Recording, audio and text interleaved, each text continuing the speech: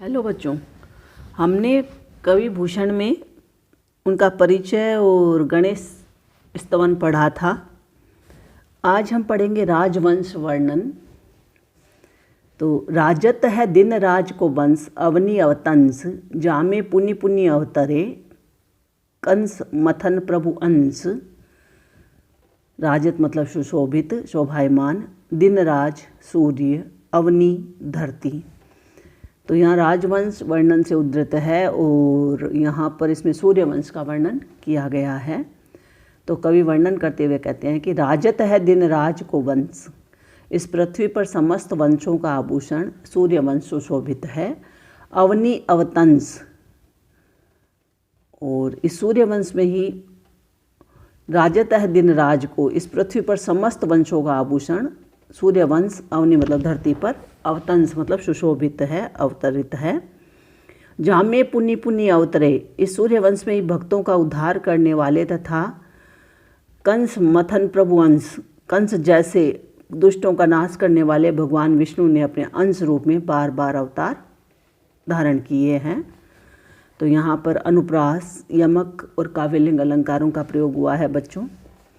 अगला है महावीरता वंश में भयो एक अवनीश, लियो विरद शिशो दियो, दियो ईस को शीस। अवनीश मतलब राजा, विरद प्रशंसा। तो कवि भूषण ने यहाँ राजवंश का वर्णन किया है और इसमें शिशोदिया नामक वंश का उल्लेख किया है। कवि कहते हैं कि महावीरता वंश में, ऐसे बलशाली सूर्य वंश में, भयो एक अवनीश, एक बलवान राजा हुआ। लियो विरद शिशोदियो, उसने अपना शीश काट कर शिवजी को चढ़ा दिया। दियो ईश को शीश, उसने अपना सिर काट करके ईश मतलब शिव को चढ़ा दिया और उन्हें प्रसन्न किया। लियो विरद शिशोदियो, इसी से इस वंश का नाम शिशोदिया यानी शीश दिया पड़ा। यहाँ पर अनुप्रास और परिकर अलंकारों का प्रयोग हुआ है बच्चों। ताकुल में नृपबंद सब, उपजे बखत बिलंद, भूमिपाल तिन में भयो बड़ो माल मकरंद। नृपबंद मतलब राजाओं का समूह, बखत बिलंद भाग्यवान। तो यहाँ पर कवि भूषण कहते हैं कि यहाँ पर मकरंद नामक राजा का वर्णन किया है और कवि कहते हैं कि ताकुल में नृपबंद सब, कवि कहते हैं इस सूर्यवंश यानी शिशोदिया वंश में उत्पन्न हुए राजाओं के समूह में सब भाग्यशाली थे। उपजे बखत बिलंद, सभी भाग्यशाली राजा थे। भूमिपाल तिन में भयो बड़ो माल मकरंद, उन्हीं राजाओं में मकरंद नाम का एक बहुत बड़ा राजा हुआ। तो यहाँ पर अनुप्रास अलंकार का वर्णन है। मकरंद का राम इतिहास में मालोजी नाम से भी इनको जाना जाता है। तो सदा दान की खान में जाके आनन अम्भ, शाही निजाम सखा भयो दुग देवगिरी खम्भ। तो यहाँ पर की खान मतलब होगा तलवार, आनन मतलब मुख, अम्भ मतलब पानी।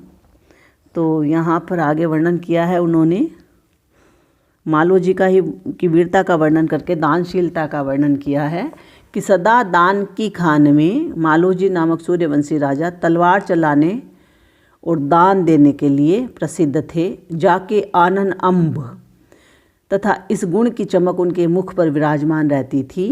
शाही निजाम सखा भयो, शाहजी निजाम जिनका मित्र हो गया था।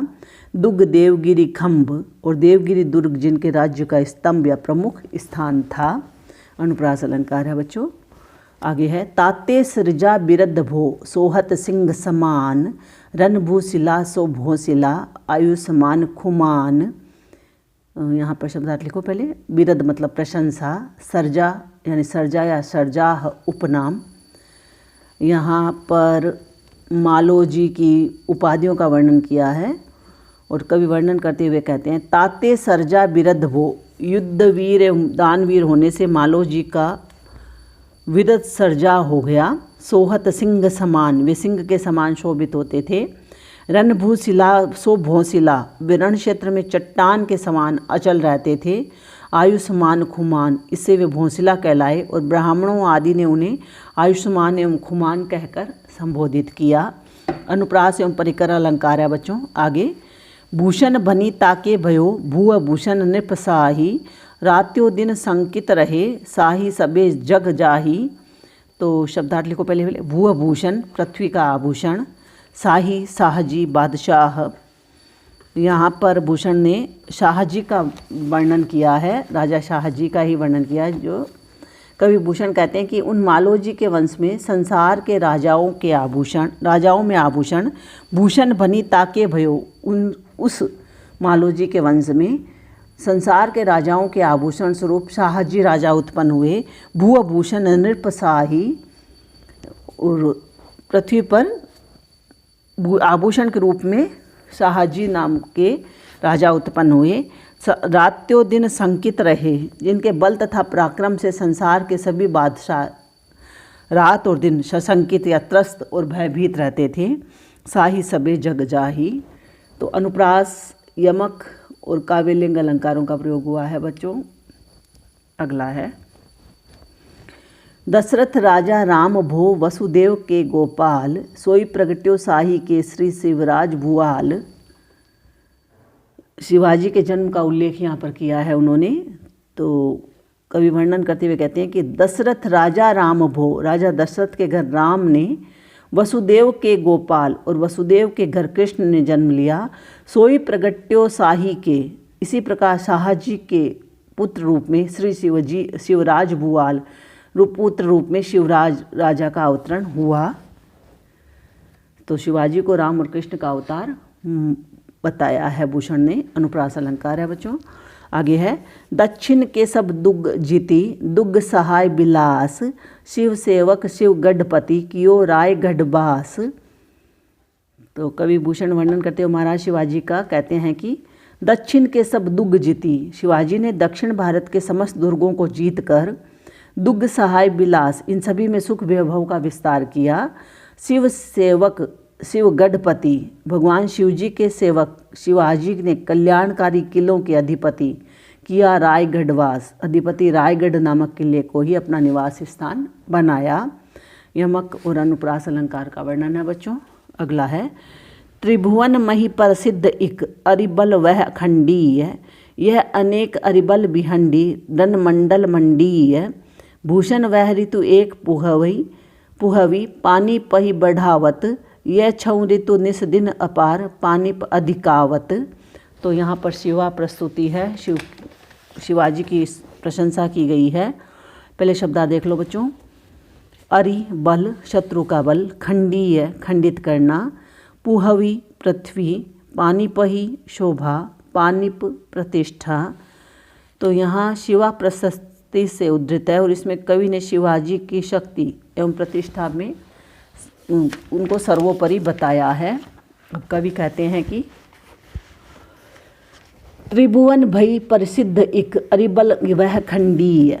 कवि भूषण कहते हैं इंद्र ने तो अपने प्रसिद्ध एक ही शत्रु वृत्रासुर के बल का खंडन करके त्रिभुवन तीनों ही लोगों के, वही परिसिद्ध एक प्रसिद्ध अपने शत्रु को, अरिबल वह खंडीय, अपने शत्रु के बल को खंडित किया था इंद्र ने।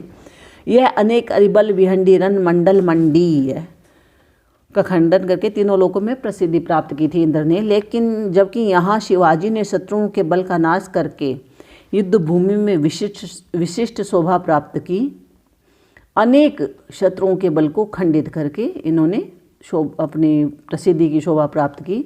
भूषण वह ऋतु एक पुहवी, पानी पही बढ़ावत।